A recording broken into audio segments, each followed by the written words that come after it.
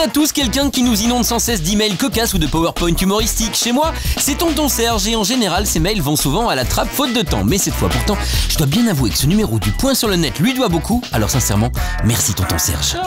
Voici un très beau renne flanqué de son non moins convaincant Père Noël. Ces deux zigotos, à l'aide d'une centaine d'internautes, ont réalisé la version Supernaute du très classique Jingle Bells. C'est quoi un Supernaute? Eh bien c'est ça, et c'est fou tout ce qu'on peut faire tous ensemble grâce à Internet.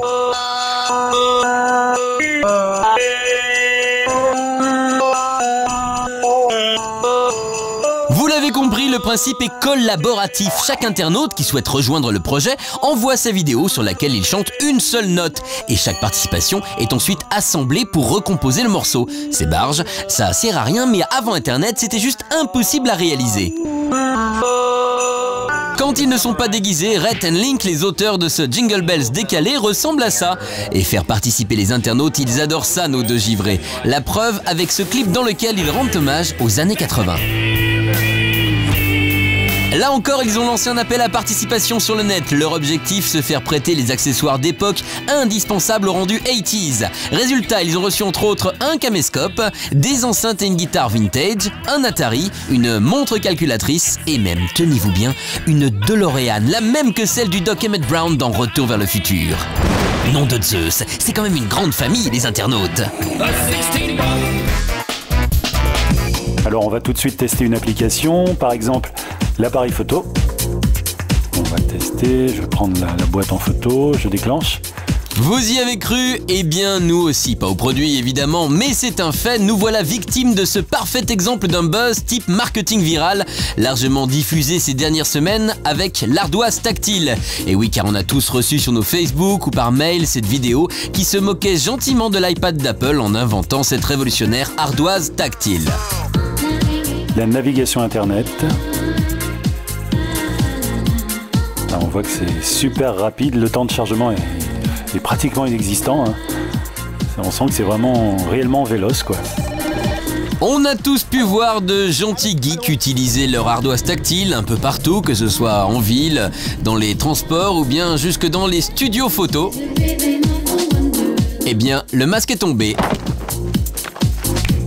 Derrière toutes ces mises en scène rigolotes qui ne manquaient pas de moyens, se cachait non pas une parodie mais un véritable iPad killer, le Galaxy Tab de Samsung. Tab pour ne pas dire pad, parce que sinon c'est comme un iPad mais sans pomme. Bon, on s'est quand même bien fait avoir comme de bonnes poires.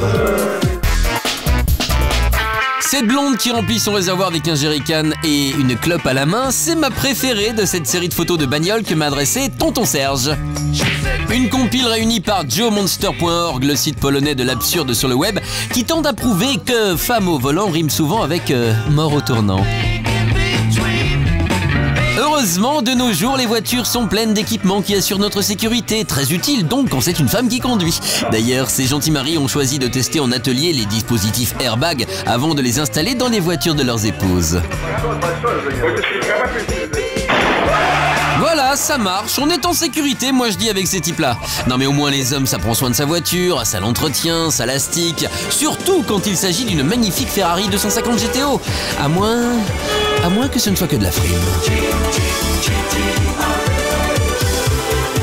Enfin, tout le monde n'aime pas la bagnole, il y en a même que cela met en colère, surtout ce bébé, quand on l'oblige à écouter les Gypsy Kings dans l'autoradio. Le remède, c'est de la zig cool, man. Regarde comme il kiffe la vibe, ce gosse, quand tu lui mets du bon Bob Marley. Allez, man. Soldier. Buffalo de Soldier, ça c'est vraiment la reggae power. Tonton Serge, encore lui, m'a envoyé par mail une série d'images hyper sympas de sacs de course, mais des sacs tellement hype qu'au moins on est sûr de ne pas les retrouver dispersés dans la nature. En forme de trompe-l'œil, il prolonge l'usager de façon humoristique et crée une interaction entre le client et le produit, la marque ou la cause représentée par le shopping bag.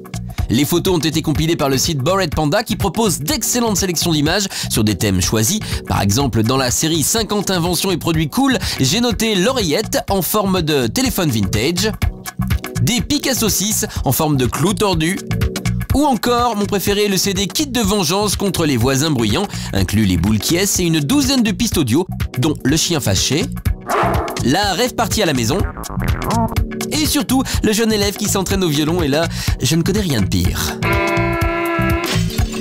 Tous ces produits sont disponibles chez les barjots de Fred & Friends, marchand d'objets dingo aux États-Unis. Imaginez qu'un jour, pour faire un film, il suffise de taper le scénario dans un moteur de recherche pour voir, comme par magie, les scènes s'animer instantanément sur votre écran, exactement comme vous les aviez imaginées. Ce serait cool, non ? Bon, on en est encore loin, mais Google, fort de sa base de données universelle, commence à y réfléchir et passe déjà à l'action avec le projet Google Une Histoire. En gros, l'idée est de se servir des réponses aux requêtes pour illustrer une histoire. Une dizaine de requêtes avec des résultats de type site web, images ou encore plan, une musique choisie dans celle que vous propose Google et ensuite vous découvrez le résultat en images. Par exemple, voici le film d'un enfant qui rêve de voyage dans l'espace.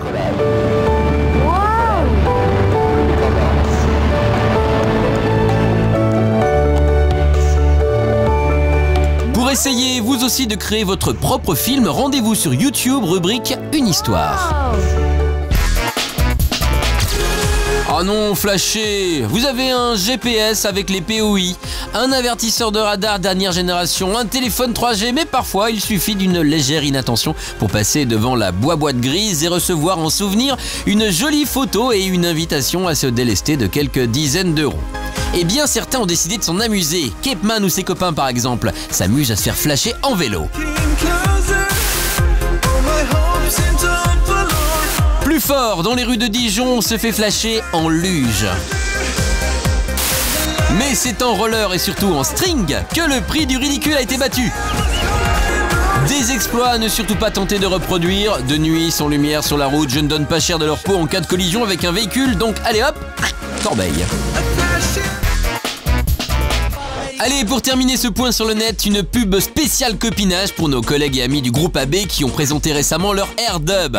Un AirDub, c'est comme un lip dub, sauf qu'on ne chante pas. Alors attention, le point sur le net se met en mode corporate. Le groupe AB, c'est bien sûr le producteur légendaire des sitcoms de notre enfance, comme Hélène et les garçons ou bien Le Miel et les abeilles, mais c'est aussi l'opérateur de dizaines de chaînes de télé, dont évidemment RTL9 et AB1. Une boîte où il fait bon vivre, même si comme partout, on est toujours à la bourre. Alors, est-ce que la cassette de l'émission va arriver à temps en régie finale pour être diffusée in extremis à l'antenne? Réponse dans la suite de cet AirDub. Et pour voir la suite, il vous suffit de rejoindre notre groupe Facebook ou de visiter la page officielle de l'émission. Vous y retrouverez tous les liens présentés dans ce numéro, mais aussi les archives en vidéo des 10 émissions précédentes, et oui déjà.